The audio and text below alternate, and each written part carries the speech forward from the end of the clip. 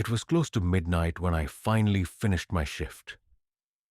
The office was dead quiet, just the soft hum of the air conditioning and the distant echo of someone closing a door a few floors up.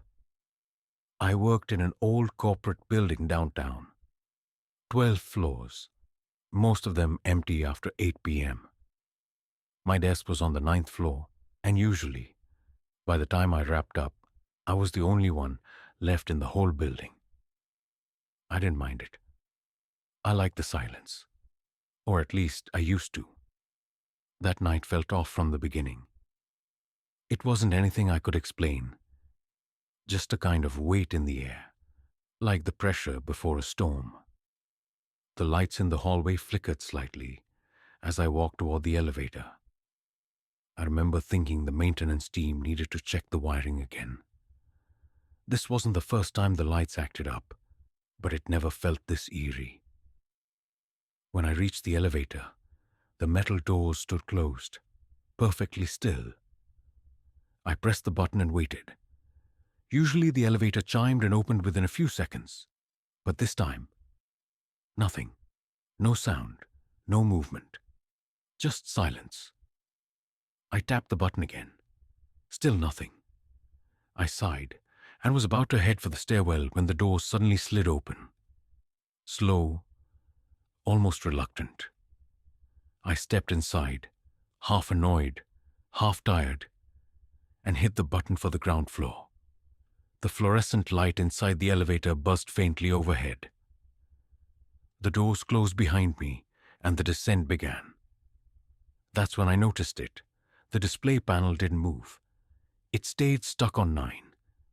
But I could feel the elevator moving downward. I frowned and checked my phone. No signal. That was odd, but not entirely surprising. Reception was always bad in the elevator. Still, I had used it hundreds of times before, and it never acted like this.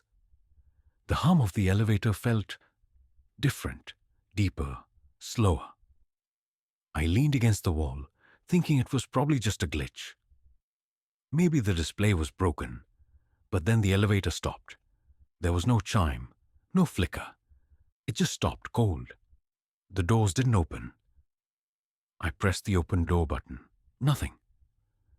I pressed G again, then 1, then every button on the panel. Still nothing. I was trapped. A flicker. The lights dimmed for a moment, then returned. Just a little dimmer than before. That's when I noticed something strange. There was a faint reflection in the elevator doors. My own at first, but then something else behind me. A blur. I spun around. Nothing. Just the panel and mirror-polished walls. I stared at the reflection again.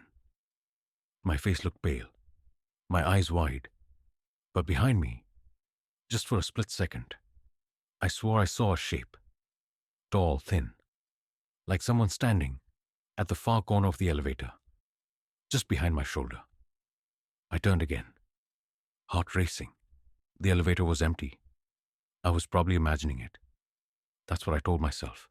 I was tired, overworked, my mind playing tricks on me. But then I heard it. A breath, not mine.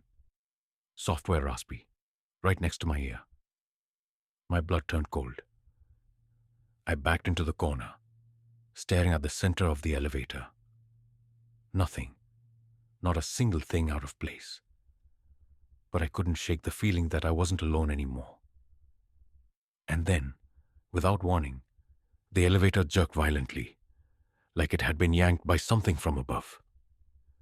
The lights cut out for a split second, then flickered back, even dimmer. The floor counter still read 9. But I knew we weren't there anymore. Something was wrong, terribly wrong. And I was starting to realize I should have taken the stairs. The elevator remained still for what felt like an eternity. My hand trembled slightly as I hovered it over the control panel, unsure of what to press next. None of the buttons lit up anymore. Even the emergency button was unresponsive. I tried not to panic, but my breath was already quickening, and a thin film of sweat had started forming on my back. The air felt different now, thicker, heavier, almost as if something unseen was occupying the space with me. I leaned in toward the panel again, trying to pry it open with my fingers, hoping to find a reset switch or something. That's when I heard it. A faint creaking sound, like someone slowly shifting their weight on an old wooden floor. But there were no wooden floors in the elevator. I turned slowly, my heart thudding in my chest. There was nothing, just empty space. But the creaking continued, louder now. I looked up, half expecting to see something crawling across the ceiling. It was empty too, but the sound, it was no longer just creaking. There were footsteps, software deliberate, pacing, as if someone, or something, was walking around me in a circle I couldn't see. My eyes darted to the corner of the elevator. Something was off. I didn't notice it at first, but the reflection in the polished wall was no longer mirroring me perfectly. My hands were down by my side, but the reflection showed one arm raised, fingers twitching slightly. I blinked, rubbed my eyes, looked again. Now both reflections were moving independently, my own and this distorted version of me. Its eyes looked darker, sunken, and then it smiled. I stumbled backward, pressing myself flat against the wall. That smile wasn't mine. That thing in the reflection wasn't me. But before I could even scream, the lights flickered violently, plunging the elevator into total darkness for a second. When they came back on, the reflection was gone. The elevator groaned and shuddered again. The walls seemed to close in slightly, like the space was narrowing. My phone, useless for signal, buzzed in my pocket. A notification. I quickly pulled it out, grateful for some sign of connection. But when I looked at the screen, my stomach dropped. There were dozens of missed calls, all from an unknown number, time-stamped within seconds of each other. The name that flashed across the top wasn't one I recognized, but it sent chills down my spine. Do not answer. As I stared at the screen, it began to dial the number back automatically, as if someone else had taken control. I tried to cancel the call, but the screen froze. Then a distorted voice answered on the first ring. You shouldn't have stayed. My body froze. The voice was garbled, as if coming from underwater, and yet it sounded familiar, almost like me. The call disconnected on its own. Then the elevator began to move again, fast, too fast. It jolted downward violently, the lights flashing in a strobe-like frenzy. I screamed, bracing myself against the wall as the car seemed to fall several floors in a matter of seconds before it slammed to a stop. The lights went out completely this time. I was in total darkness. My ears rang from the sudden jolt, and my knees buckled slightly under me. Then a whisper, so soft it could have been the wind. If we weren't trapped in an airtight metal box. Turn around. I didn't want to. Every instinct in my body told me not to. But something took over. Curiosity. Fear. I don't know. Slowly I turned. In the faint emergency glow of the backup light, I saw it. There was someone in the elevator with me. A figure, tall and impossibly thin. Its head almost grazing the ceiling. Its face was wrong, hollow eyes wide and unblinking. Its mouth stretched into an unnatural grin, far too wide for any human. Its limbs twitched and bent in jerky, puppet-like movements as it leaned forward slightly, as if inspecting me. And then it began to speak, not with its mouth, but inside my head. The words weren't loud, but they felt like they were being carved into my skull. You don't belong here. The elevator shook violently once more. Sparks flew from the light above, and for a moment, everything was bathed in harsh, flickering white. I could see the figure more clearly now. Its skin looked charred, burned beyond recognition. It raised a hand and pointed toward the panel. Every floor button now glowed red, except one.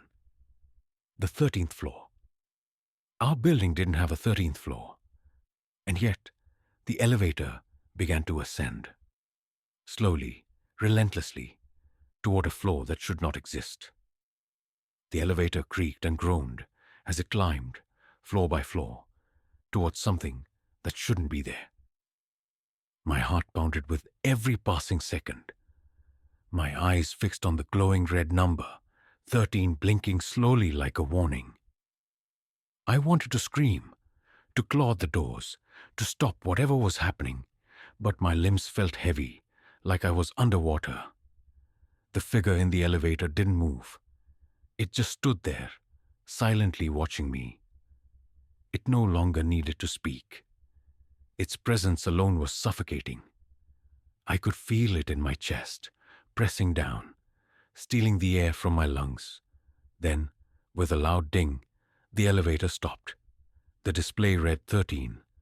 The doors slid open, slowly, reluctantly, revealing a pitch-black hallway. No lights, no exit signs, just a long corridor that seemed to stretch forever into the void. But the worst part, it wasn't empty.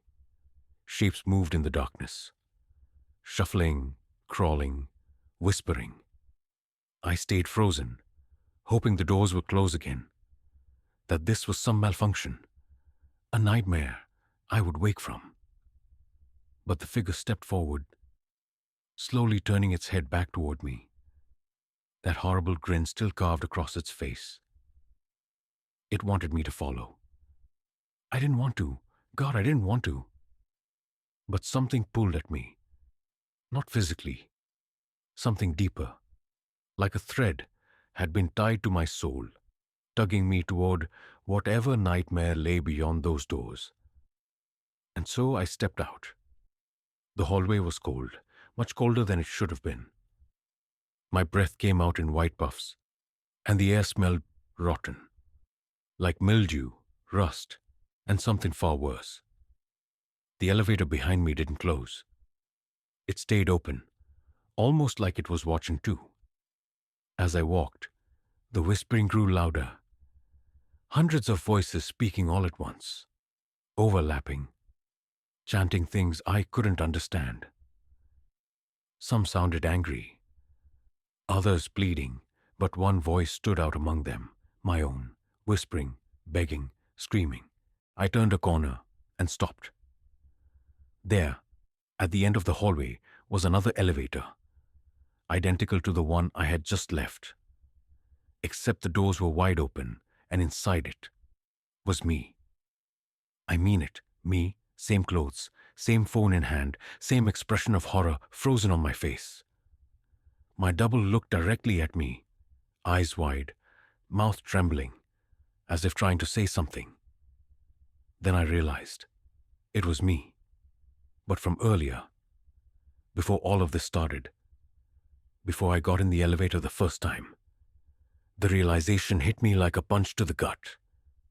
I was caught in some kind of loop. This wasn't just a haunted elevator. It was a trap, a cycle. And I was just one of many who had stepped in, thinking it was just another ride down. Suddenly, the lights overhead began to flicker violently, and the whispers turned into screams. The ground shook beneath my feet. I turned to run back to the elevator I came from. But it was gone. Just an empty wall. Panic surged through me. I stumbled backward toward the only elevator left, the one holding the version of me from before. The double raised a hand as if to stop me, eyes full of warning, mouthing a single word over and over again. Don't. But I had no choice. The hallway was collapsing behind me. I dove into the elevator, landing hard on the floor, as the doors slammed shut. The lights inside were normal. The control panel glowed. Floor numbers returned to normal. Everything felt right. Except for one thing. I looked up at the reflection in the mirrored wall. It wasn't me anymore.